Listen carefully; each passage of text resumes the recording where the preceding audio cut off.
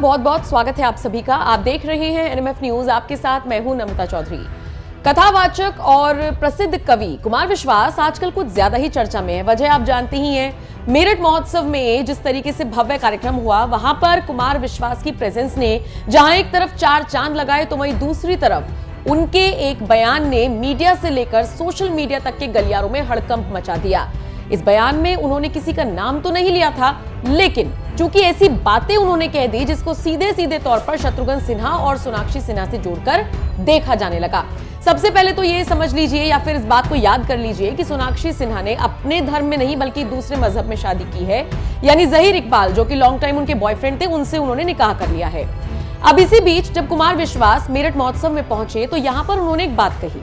उन्होंने कहा, मैं संकेत दे रहा हूं, आप अपने बच्चों को ये बताइए कि सीता की कितनी बहनें थी, आप ये बताइए कि प्रभु श्री राम के कितने भाई थे, नहीं तो घर का नाम रामायण होगा और आपकी श्री लक्ष्मी को उठाकर कोई और ले जाएगा। अब रामायण किसके घर का नाम है? शत्रुघ्न सिन्हा के। ऐसे में दोनों को आपस में जोड़कर देखा जा रहा है। लोग कह रहे हैं कि कुमार विश्वास ने किसी और का नहीं बल्कि बिना नाम लिए शत्रुघ्न सिन्हा का मजाक उड़ाया। हालांकि इसी मेरठ महोत्सव में उन्होंने पूर्व सांसद राजेंद्र अग्रवाल से कहा कि पहले भी आप राम के भरोसे थे, अब भी आप राम के भरोसे हैं, हालांकि पहले वाले राम ज्यादा अच्छे थे। यानी अरुण गोविल जो कि मौजूदा सांसद है मेरठ से और जिन्होंने पर्दे पर श्री राम का किरदार निभाया है, उन पर भी तंज कसते हुए वो नजर आए।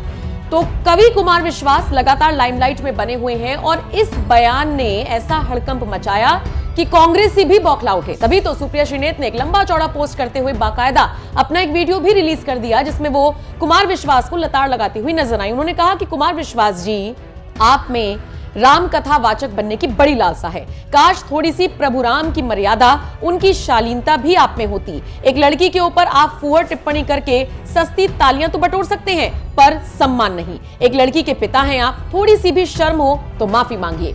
एक तरफ सुप्रिया श्रीनेत माफी मांगने की मांग करती हुई नजर आई हैं, तो वहीं दूसरी तरफ सोशल मीडिया पर कुछ एक तबके ऐसे भी हैं जो कुमार विश्वास को लगातार ट्रोल कर रही हैं और कह रहे हैं कि आप पहले अपनी बेटियों को सिखाइए। सोचिए, निजी हमले कुमार विश्वास पर इस तरफ हो रही हैं और इन सबसे इतर कुमार विश्वास ने अपने सारे विरोधियों को अब जवाब दिया है।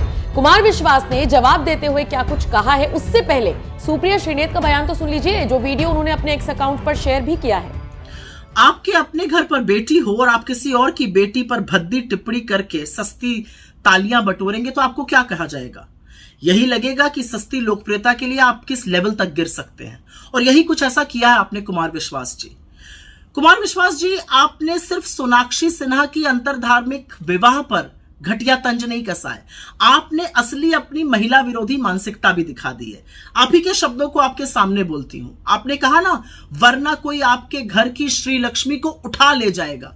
ये उठा ले जाने का क्या तात्पर्य होता है? क्या लड़की कोई सामान है, कोई वस्तु है, टेबल पर रखा हुआ गुलदस्ता है जिसको कोई उठा ले जाएगा? ये जो मानसिकता है ना कि जब तक लड़की पिता के घर में उसकी संपत्ति है, जब पति के घर में गई तो उसकी संपत्ति है, ये कब बदलिएगा और ये कब बदलेगी? और ये कितनी घटिया सोच है। विवाह जो है ना, वो बराबरी का रिश्ता होता है। उसका आधार, उसकी नींव परस्पर प्रेम और परस्पर विश्वास होता है।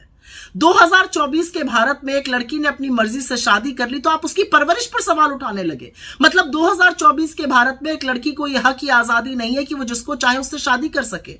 अब कौन क्या खाएगा, कहां रहेगा, क्या पहनेगा, किसको पूजेगा, किससे प्यार करेगा, किससे शादी करेगा, इसका निर्णय भी धर्म के स्वयंभू ठेकेदार करेंगे। मतलब गजब है। तो सुना आपने सुप्रिया श्रीनेत किस तरीके से तंज कसती हुई नजर आई हैं। अब अपने तमाम विरोधियों को किस तरीके से कुमार विश्वास ने जवाब दिया वो सुनिए।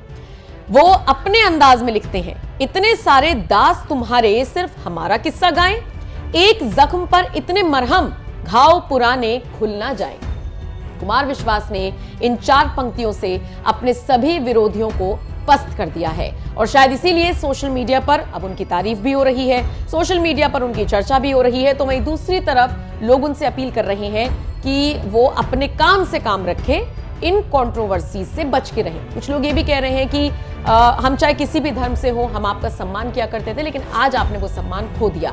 तो वहीं दूसरी तरफ कुछ लोग कुमार विश्वास के समर्थन में भी आ गए हैं। अब आप कुमार विश्वास के पोस्ट पर, उनके बयान पर सुप्रिया श्रीनेत ने जिस तरीके से उनको ट्रोल करने की कोशिश की, उस पर क्या राय रखते हैं? कमेंट सेक्शन में अपनी राय हमें जरूर दीजिए। आपके अपने घर पर बेटी हो और आप किसी और की बेटी पर भद्दी टिप्पणी करके सस्ती तालियां बटोरेंगे तो आपको क्या कहा जाएगा? यही लगेगा कि सस्ती लोकप्रियता के लिए आप किस लेवल तक गिर सकते हैं। और यही कुछ ऐसा किया है आपने कुमार विश्वास जी। कुमार विश्वास जी, आपने सिर्फ सोनाक्षी सिन्हा की अंतरधार्मिक विवाह पर घटिया तंज नहीं कसा है, आपने असली अपनी महिला विरोधी मानसिकता भी दिखा दी है। आप ही के शब्दों को आपके सामने बोलती हूं। आपने कहा ना, वरना कोई आपके घर की श्री लक्ष्मी को उठा ले जाएगा। ये उठा ले जाने का क्या तात्पर्य होता है? क्या लड़की कोई सामान है, कोई वस्तु है, टेबल पर रखा हुआ गुलदस्ता है जिसको कोई उठा ले जाएगा? ये जो मानसिकता है ना कि जब तक लड़की पिता के घर में उसकी संपत्ति है, जब पति के घर में गई तो उसकी संपत्ति है, ये कब बदलिएगा और ये कब बदलेगी? और ये कितनी घटिया सोच है। विवाह जो है ना, वो बराबरी का रिश्ता होता है। उसका आधार, उसकी नींव परस्पर प्रेम और परस्पर विश्वास होता है। 2024 के भारत में एक लड़की ने अपनी मर्जी से शादी कर ली तो आप उसकी परवरिश पर सवाल उठाने लगे। मतलब 2024 के भारत में एक lड़की को यह की आजादी नहीं है कि वो जिसको चाहे उससे शादी कर सके। अब कौन क्या खाएगा, कहां रहेगा, क्या पहनेगा, किसको पूजेगा, किससे प्यार करेगा, किससे शादी करेगा, इसका निर्णय भी धर्म के स्वयंभू ठेकेदार करेंगे। मतलब गजब है। और एक चीज मुझे बड़ी अजीब लगती है, मेरा अपना मानना है कि परवरिश का सवाल तो तब भी नहीं उठना चाहिए अगर किसी के बाउंसर एक संभ्रांत डॉक्टर को पीट दे, क्योंकि ये परवरिश की कमी नहीं है, ये उस व्यक्ति की कमी है जिसका स्टाफ उसके सामने ऐसी हिमाकत करता है। खैर, आपके सर्टिफिकेट की मुझे तो नहीं लगता कि शत्रुघ्न सिन्हा जी को या सोनाक्षी, उनकी जो बड़ी कामयाब बेटी है, उसको कोई जरूरत है। लेकिन 17 साल अपनी उम्र से छोटी लड़की पर इस तरह का तंज कसकर आपने अपनी छोटी मानसिकता दिखा दी। और एक बात याद रखिएगा, प्रभु राम या रामायण या उससे जुड़ा कोई शब्द किसी की बपौती नहीं है। आप तो लोगों को रामायण और गीता पढ़ने की सीख देते हैं और आप ही सोनाक्षी सिन्हा के पति के धर्म से नफरत करने में इतने मशगूल हो गए कि रामायण के मूलभूत को ही भूल गए। आप भूल गए कि रामायण में कितना मधुर अंकित है, सब नर करहि परस्पर प्रीति, चलहि स्वधर्म निरत श्रुत नीति। अगर आप रामायण का वाकई में अध्ययन करते तो प्रेम को जरूर समझते, आपसी सौहार्द को जरूर समझते, इस तरह की नफरती बात नहीं करते। खैर, आपके अंदर रामकथा वाचक बनने की बहुत लालसा है और होनी भी चाहिए, कोई गलत बात नहीं है इसमें। लेकिन काश आपके अंदर प्रभु राम की रत्ती भर भी मर्यादा और रत्ती भर भी शालीनता होती। आपको कुछ क्षण के लिए थोड़ी सस्ती लोकप्रियता तो जरूर मिली, लेकिन आपका कद जमीन में और धंस गया। और मैं आशा करती हूं कि आपको एहसास होगा आपने गलत किया। आप एक पिता से और उसकी बेटी से माफी मांगिएगा।